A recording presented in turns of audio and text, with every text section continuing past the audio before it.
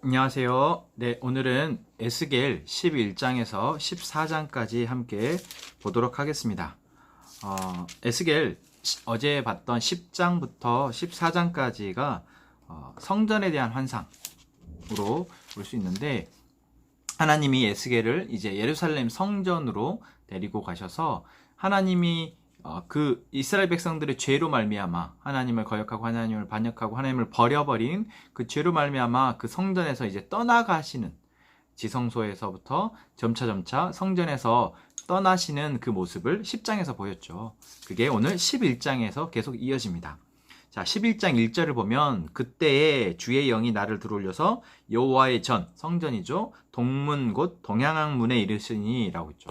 그러니까 하나님의 영이 지금 에스겔과 함께 이동을 하면서 여호와의 동문, 일단 이 동문이 이제 출입문입니다. 이 출입문에 보니까 사람이 25명이 있다 라고 얘기하는데, 그들이 뭐 하는 사람입니까? 불의를 품고 악한 꾀를 꾸미는 자다 라고 이야기를 합니다. 그러면서 3절에 그들의 말이 집 건축할 때가 가깝지 아니한 즉 이 성읍은 가마가 되고 우리는 고기가 된다 하나니, 그러므로 인자야 너는 그들을 쳐서 예언하고 예언하라 라고 얘기를 하죠. 그러니까 이 11장과 그리고 12장 그리고 13장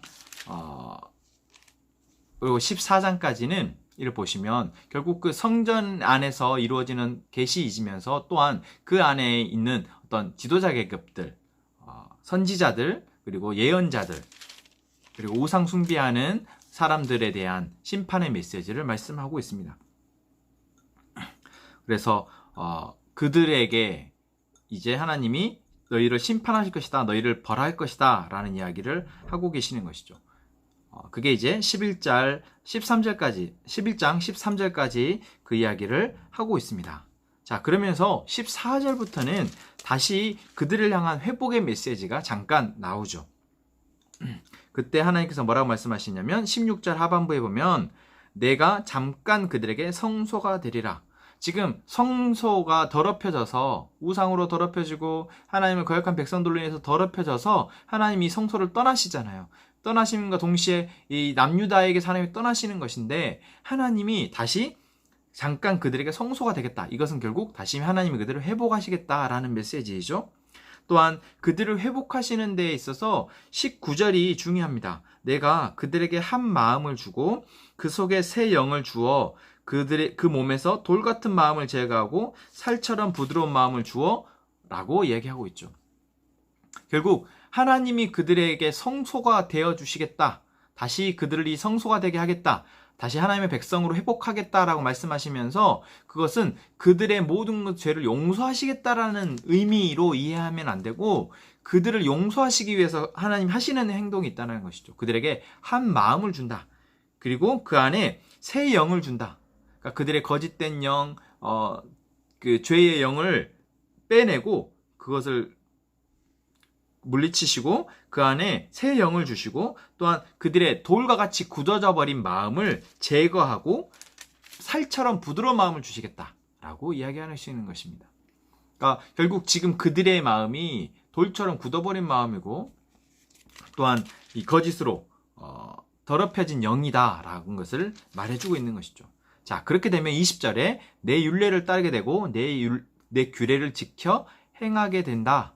그래서 그러면 그들이 다시 내 백성이 되고 나는 그들의 하나님이 될 것이다 라고 이야기하고 있는 것입니다. 이것은 계속해서 다른 선지서에서도 말씀하고 있는 것이었죠. 하나님은 공의, 정의의 하나님이십니다. 또한 우리가 하나님을 사랑의 하나님으로 알고 있죠. 그러나 사랑의 하나님이신 하나님은 우리의 모든 죄를 용서해 주시는 것이 아니라 우리의 죄를 제거하시는 것이 바로 하나님의 사랑이시다라는 것입니다. 그러니까 그 죄를 제거하기 위해서 하나님이 택하시는 어떤 공의의 채찍질, 공의의 매가 있는 것이고, 지금 이스라엘 백성들이 바로 그 공의의 하나님의 죄를 한치도 용납하지 않으시는 그 하나님의 공의와 정의의 어떤 그 매를 막고 있는 것이죠. 그리고 그 매를 통해서 그들이 다시 하나님의 사랑을 누릴 수 있는 존재로 회복하시겠다, 그렇게 만드시겠다, 돌같이 굳은 마음을 제거하시고 새로운 영을 넣어주시겠다라고 말씀하시고 있는 것입니다.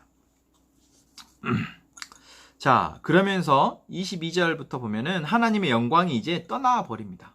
그 성전에서 떠나서 성읍 가운데에서부터 올라 23절이죠. 여호와의 영광이 성읍 가운데에서부터 성읍 동쪽 산에 머무른다 라고 이야기하고 있습니다. 이미 성전에서 떠나버리신 것이죠. 자, 그러면서 12장으로 넘어갑니다. 12장에서 또 하나님이 말씀하시는데 제가 11장 25절을 봐야 되겠네요. 11장 25절에 보면 내가 사로잡힌 자에게 여호와께서 내게 보이신 모든 일을 말하느니라. 그러니까 사로잡힌 자, 다시 말하면 지금 에스겔이 누구에게 예언을 하고 있다? 예언의 메시지를 전하고 있다라는 것입니까? 포로된 자들에게, 바벨론으로 끌려와서 포로된 자들에게 지금 메시지를 전하고 있다라는 것이죠. 또한 계속해서 이어서 12장에서 어떤 메시지를 전하냐? 그들이 포로가 될 것을, 다시 말하면 지금 바벨론의 2차 포로로 에스겔이 끌려와 있는데 여담으로 1차 포로로 끌려왔던 사람이 이제 다니엘입니다. 그리고 2차 포로로 에스겔이 끌려와 있는데 또 3차로, 다시 말하면 영원히 이제 아예 남유다가 멸망해서 포로로 또 끌려오게 될 것을 예언한다라는 것을 12장에서 이야기하고 있습니다. 그리고 그 예언을 그냥 말로만 하는 것이 아니라 에스겔이 직접 몸으로 보여줍니다. 앞에서도 에스겔이 이렇게 390일 동안 누워있고 왼쪽으로 390일, 오른쪽으로 40일을 누워서 최소한의 음식만 섭취하는 것을 몸으로 보여줬잖아요. 그것처럼 또 포로로서 행장, 그러니까 포로의 행장을 꾸리고 또한 음식도 적게 먹으면서 급하게 먹으면서 떨면서 먹고 17절 보면은 떨면서 네 음식을 먹고 놀라고 근심하면서 내 물을 마시며, 이건 지금 포로로서 어떤 지금 가는 그들의 긴박한 상황과 두려운 상황을 표현하는 것을 보여주고 있죠. 그것을 에스겔이 말로가 아니라 자기의 직접 그런 행동으로 보여주고 있다는 것입니다. 자, 그렇게 보여주는데 12절 하반부 21절부터 보면은 속담과 묵시가 사라질 것이다 라고 생각했다는 것이죠. 여기서 속담과 묵시라는 것은 하나님이 이스라엘 백성들에게 그동안 얘기해왔던, 너희들이 하나님의 말대로 순종하지 아니하고 하나님을 버리면 너희들이 벌을 받을 것이다, 멸망할 것이다 라는 그런 속담과 묵시, 예언이 있었는데 그것을 무시하는 거예요. 그렇게 이스라엘 백성들이 무시하고 있었는데 그렇게 무시하는 백성들에게 반드시 그것이 응할 것이다, 그대로 너희들은 멸망할 것이다 라고 전해라 또한 이야기하고 있습니다. 자, 그리고 13장은 거짓 선지자들에 대한 심판의 메시지입니다. 쉽게 얘기하면은 그들이 뭐라고 얘기하고 있었냐면 10절에 그들이 내 백성을 유혹하여 평강이 없으나 평강이 있다 함이라. 그러니까 지금 그들이 멸망할 것인데 멸망하지 않을 것이다 라고 얘기하는 선지자들, 거짓 선지자들이 많았다라는 것이죠. 그렇게 하면서 그들이 이득을 취했고, 그것은 예레미야에서도 많이 등장했었고, 예레미야는 그 거짓 선지자들과 함께 대적하고 그들로부터 핍박을 당했던 상황들이 예레미야서에 나오죠. 근데 13장, 그러니까 에스겔 13장에서는 그러한 거짓 선지자들이 그렇게 이야기하는데 내가 그들의 그것을 다 허물어 버리겠다, 그들을 회칠한 자라고 표현하시면서 그 회칠한 자들이 쌓아 올린 담이 있는데, 그들이 거짓으로 이야기하는 그 선지 예언이라고 말하면서 하는 그 평안하다고 외치는 거짓을 말하는 것을 다 허물어 버리겠다 라고 말씀하십니다. 또한 17절부터는 거짓으로 예언하는 예언자들, 이 예언자들은 자기 마음대로 예언하는 여자들이라고 표현되어 있습니다. 17절에. 그리고 이 사람들이 하는 일이 뭐냐면 사람의 영혼을 사냥하는 겁니다. 그러니까 그들의 영혼을 만져가지고 이렇게 꼬여가지고 이득을 취하는 거죠. 19절에 보면은 두어 움큼 보리와 두어 조각 떡을 위하여서 그들의 백성들의 영혼을 이렇게 좌지우지하고 있는 예언자들이 있었다라는 것이죠. 그러니까 거짓 예언자들, 하나님이 그들을 심판하실 것이다 라고 이야기하고 있습니다. 자, 그리고 14장에서는 이스라엘 장로 두어 사람이 나와서 하는데, 자, 장로라는 것, 이스라엘 백성들에게 있어서 어떤 지도자 계급 중에 제일 중요한 지도자 계급은 바로 제사장과 레위 지파입니다. 또 한 계급이 이제 정치 지도자로서 장로들이죠.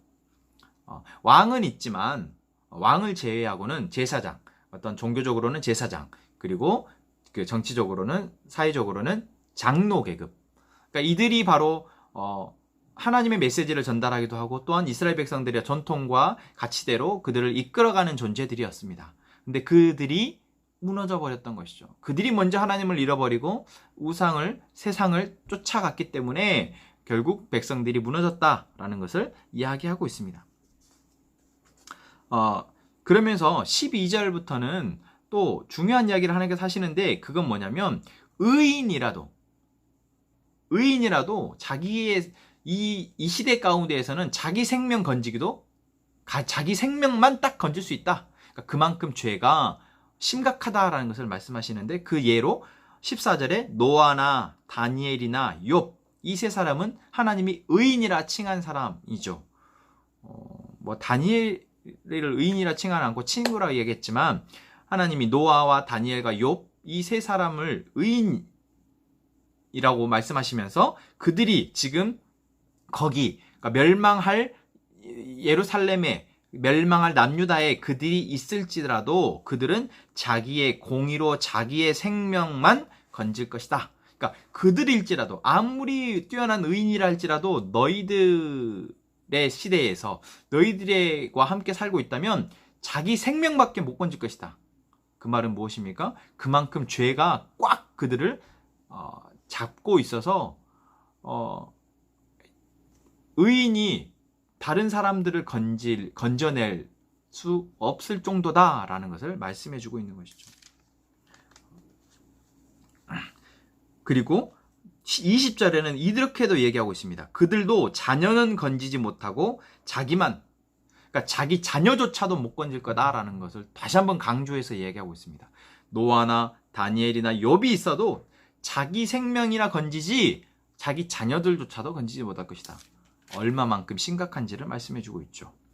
이렇게 14장까지 하나님이 에스겔을 부르셔서 예루살렘을 보게 하시고 또한 포로들에게 하나님의 말씀을 전하시는데, 그 핵심의 메시지는 하나님의 성전이 더럽혀졌다.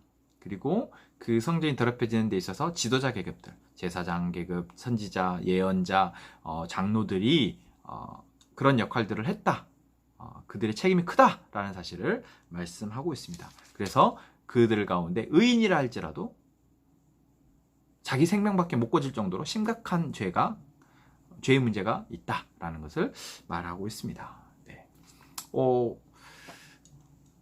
오늘 또 하나님이 우리의 삶 가운데에서도 우리를 지키시고 건지실 것을 바랍니다. 네, 감사합니다.